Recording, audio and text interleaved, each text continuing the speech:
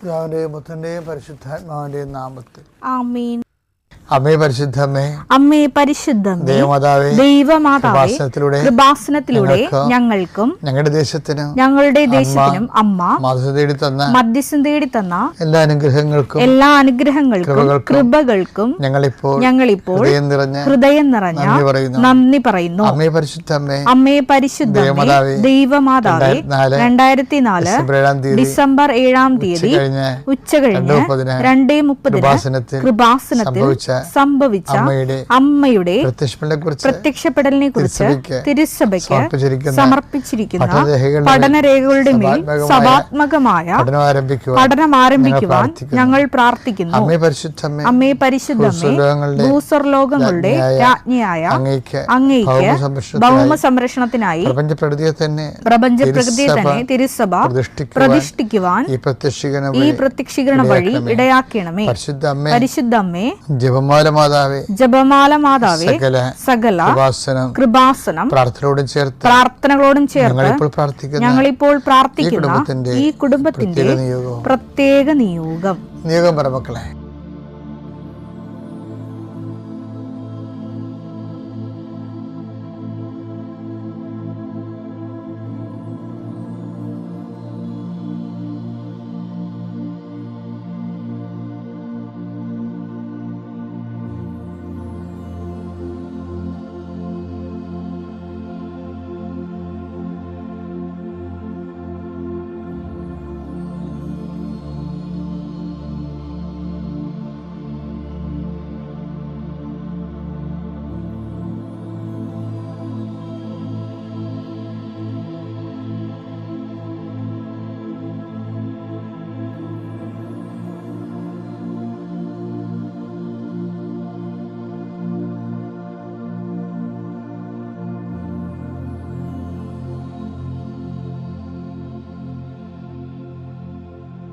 അമ്മയുടെ പ്രത്യക്ഷീകരണത്തിന്റെ ഈ അനുഗ്രഹവേളയിൽ ഞങ്ങൾക്ക് സാധിച്ചു തരുവാൻ കനിയണമേ.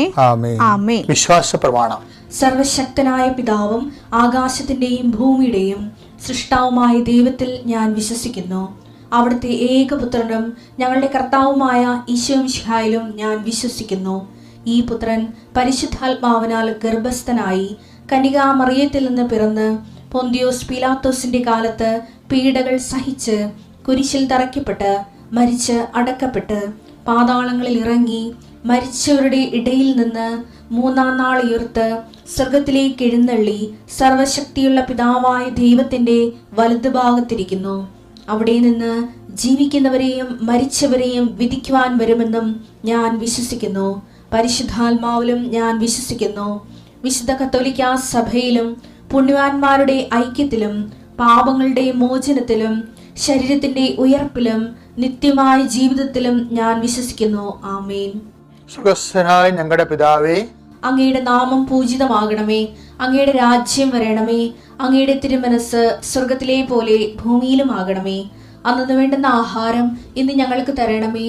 ഞങ്ങളോട് തെറ്റ് ചെയ്യുന്നവരോട് ഞങ്ങൾ ക്ഷമിക്കുന്നത് പോലെ ഞങ്ങളുടെ തെറ്റുകൾ ഞങ്ങളോടും ക്ഷമിക്കണമേ.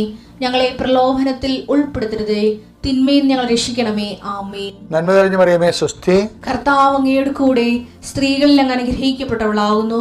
അങ്ങയുടെ ഉദരത്തിൻ ഫലമായി ഈശോ അനുഗ്രഹിക്കപ്പെട്ടവനാകുന്നു. പരിശുദ്ധ മറിയമേ, തമ്പുരാന്റെ അമ്മേ, പാപികളായ ഞങ്ങൾക്ക് വേണ്ടി ഇപ്പോഴും ഞങ്ങളുടെ മരണസമയത്തും തമ്പുരാനോട് അപേക്ഷിക്കണമേ. ആമേൻ. എൻ്റെ കർത്താവേ, നിന്റെ ഉന്നതമായ നാമത്തെ സ്വസ്ഥം ചെയ്യുന്നു. എൻ്റെ കർത്താവേ, നിന്റെ വിശുദ്ധ പൗരോഹിത്യത്തെ മഹത്വപ്പെടുത്തണമേ.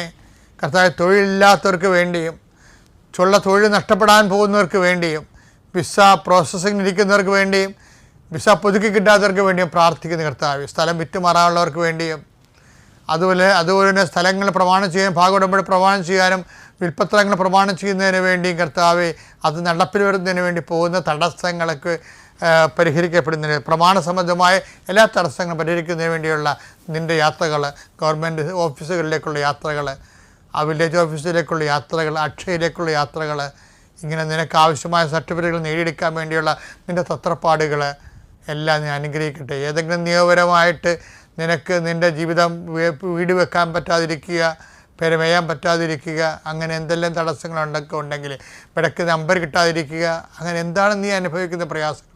ചില സാധനങ്ങൾ കയ്യിൽ നിന്ന് പോയിട്ട് കാണാനില്ല, ഇവിടെ വെച്ചെന്നറിയാൻ പാടില്ലാത്ത രീതിയിൽ വിഷമിച്ച് നടക്കുന്ന വ്യക്തിയാകാൻ നീ.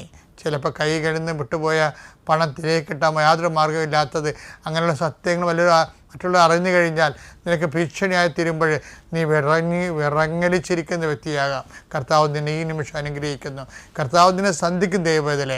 ദൈവത്തിനെതിരാവ് നിനക്ക് യുക്തമായി പ്രവർത്തിക്കാൻ ആ സമയത്ത് നിങ്ങൾ എന്താണ് പറയേണ്ടതെന്ന് ആ സമയത്ത് അറിവ് നൽകുന്ന ചെയ്ത കർത്താവിൻ്റെ അഭിഷേക ശക്തി ആ തക്ക സമയത്ത് നിന്നെ സഹായിക്കട്ടെ. ജോബ് 2:10. ദൈവകരങ്ങളിൽ നിന്ന് നന്മ സ്വീകരിച്ച നാം തിന്മ സ്വീകരിക്കാൻ മടിക്കുകയോ. ഇത് ജോബ് ചോദിക്കണല്ല, ഇത് ശരിക്കും പറഞ്ഞാൽ ശരിക്കും നമ്മുടെ ദൈവസ്നേഹത്തോടെയാണ് ദൈവജനത്തെ അനുധാവനം ചെയ്യുന്നതെങ്കിൽ ദൈവത്തിന് അധികാരമുള്ള വിശ്വാസികളുണ്ട്. ഇപ്പം ജോബിൻ്റെ പുസ്തകം വായിക്കുമ്പോൾ എനിക്ക് എപ്പോഴും തോന്നിയിരിക്കുന്നത്, ജോബിനെ ദൈവം ജോബിൻ്റെ ജീവിതത്തിൻ്റെ മേലെ ദൈവം ഒരു സ്വന്തം വ്യക്തി അല്ലെങ്കിൽ ഒരു പടി എന്ന രീതിയിൽ മറ്റുള്ളവരെക്കാൾ കൂടുതൽ ദൈവം അവൻ്റെ മേലെ സമ്മർദ്ദങ്ങൾ ചെലുത്തുന്നുണ്ട്, സ്വന്തം ഒരു സ്വകാര്യ വസ്തുവിനെ പോലെ. അതുകൊണ്ടാണ് സാത്താനുമായിട്ടുള്ള ഡിസ്കഷൻ വരുന്നത്. സാത്താൻ നമുക്കറിയാലോ പ്രതീകാത്മകമാണ്. അതായത് സാത്താൻ ഡിസ്കഷനിൽ ദൈവം അഭിമാനത്തോട് ചോദിക്കുന്നതാണ്. ദൈവത്തിൻ്റെ ഒരു അഭിമാനമാണ് ജോബ്.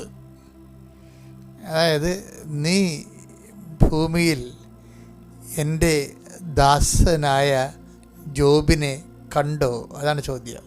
ജോബ് 2:3. എൻ്റെ ദാസനായ ജോബിനെ നീ ശ്രദ്ധിച്ചോ? അവനെ പോലെ നിഷ്കളങ്കനും നീതിനിഷ്ഠന തിന്മയിൽ നിന്ന് അകന്ന് ജീവിക്കുന്നവനുമായി മറ്റാരെങ്കിലും ഭൂമുഖത്തുണ്ടോ? ദൈവം ഒരു മനുഷ്യനെക്കുറിച്ച് അഭിമാനിക്കുന്നത് ബൈബിളിലെ ഒരു വല്ലാത്ത ഒരു പ്രമേയമാണ്. ഇത് നമ്മളുടെ ഒരു റെഫറൻസ് പോയിൻ്റാണ്. നമ്മളും ഇപ്പോൾ എന്തെങ്കിലുമൊക്കെ സംഭവിക്കുമ്പോൾ അയ്യോ എനിക്ക് അത് കിട്ടിയിരുന്നെങ്കിൽ നമ്മൾ ആഗ്രഹിക്കത്തില്ലേ? അതുപോലെ ഒരു ആഗ്രഹം ഒരു ദൈവ പൈതലിന് തോന്നിക്കും. എന്താണ്? ദൈവം ജോബിനെക്കുറിച്ച് പറഞ്ഞ പോലെ എന്നെക്കുറിച്ച് പറഞ്ഞിരുന്നെങ്കിലെന്ന്. എന്താണ്? എൻ്റെ ദാസനായ ജോബിനെ നീ കണ്ടോ? എന്നിട്ട് ജോബിൻ്റെ നിഷ്കളങ്കതയും നീതിനിഷ്ഠയും ഒക്കെ ആണ്. പക്ഷെ ആ നീതിനിഷ്ഠ എന്ന് പറയുമ്പോൾ നീതിനിഷ്ഠ എന്നുള്ളത് വലിയൊരു വിഷയമാണ്. ജോബിൻ്റെ നീതിനിഷ്ഠ അടിസ്ഥാനപ്പെടുത്തിയിരിക്കുന്നത് എന്താണ്? അത് ഈ 2:10. എന്താണ്? ദൈവത്തിൻ്റെ കാര്യം വരുമ്പോഴും ഈ നീതിശാസ്ത്രം വർക്കൗട്ട് ചെയ്യുന്നുണ്ട്. എന്താണ്? ദൈവത്തിൽ നിന്ന് നന്മ സ്വീകരിച്ച നമ്മൾ, അത് ഒന്നിനു വായിച്ചത് 2:10. ദൈവകരങ്ങളിൽ നിന്ന് നന്മ സ്വീകരിച്ച നാം തിന്മ സ്വീകരിക്കാൻ മടിക്കുകയോ. അതാണ് നീതി എന്ന് പറയുന്നത്. അതാണ് എൻ്റെ ദാസനെ നീ കണ്ടു. ആ ഭാഗം ഒന്നിനു വായിച്ചേ. ജോബ് 2:3. ജോബ് 2:3 2:10 നമ്മളെ കണക്ഷൻ. എൻ്റെ ദാസനായ ജോബിനെ നീ ശ്രദ്ധിച്ചോ? അവനെ പോലെ നിഷ്കളങ്കനും നീതിനിഷ്ഠനും തിന്മയിൽ നിന്ന് അകന്ന് ജീവിക്കുന്നവനുമായി മറ്റാരെങ്കിലും ഭൂമുഖത്തുണ്ടോ? ഇപ്പം എൻ്റെ പ്രോബ്ലം എന്ന് വെച്ച് കഴിഞ്ഞാൽ ഈ നീതിനിഷ്ഠ എടുത്ത് പറയുന്നുണ്ട്. ഈ നീതിനിഷ്ഠ ആധ്യാത്മികമൊക്കെ ദൈവവുമായിട്ടുള്ള ജീവിത ഇടപാടുകളിലും ഈ നീതി അവൻ സ്വയം സഹിച്ചുകൊണ്ട് നീതി തന്നെയാണ് ഉറച്ചു നിൽക്കുന്നത്. അതാണ് ചോദിക്കുന്നത്. ദൈവത്തിൽ നിന്ന് നമ്മൾ ഒത്തിരി നന്മ സ്വീകരിച്ചവരാണ്. അപ്പം ദൈവത്തിൽ നിന്ന് എപ്പോഴെങ്കിലും തിന്മകൾ വരുമ്പോഴും നമ്മൾ അതിനെ എന്തുകൊണ്ടാണ് അലോസരപ്പെടുന്നത്? അതാണ് അവൻ്റെ നീതിബോധം എന്ന് പറയുന്നത്. ഇതൊരു ഉയർന്ന നിലവാരമുള്ള ഒരു മാനവികതയാണ് ജോബ് കാഴ്ചവെക്കുന്നത്. ആത്മീയത മാത്രമല്ല, ഒരു ആത്മീയ മനുഷ്യൻ എന്നൊക്കെ പറഞ്ഞിട്ട് പുതിയ നിയമം അവതരിപ്പിക്കുന്ന ഒരു വലിയ ഒരു സങ്കല്പമല്ല, വലിയൊരു സ്റ്റാൻഡേർഡാണ് ആത്മീയ മനുഷ്യൻ. ഈ ആത്മീയ മനുഷ്യൻ ശരിക്കും വളർന്നു തുടങ്ങുന്നത് ജോബിലൂടെയാണ് വളർന്നു വരുന്നത്.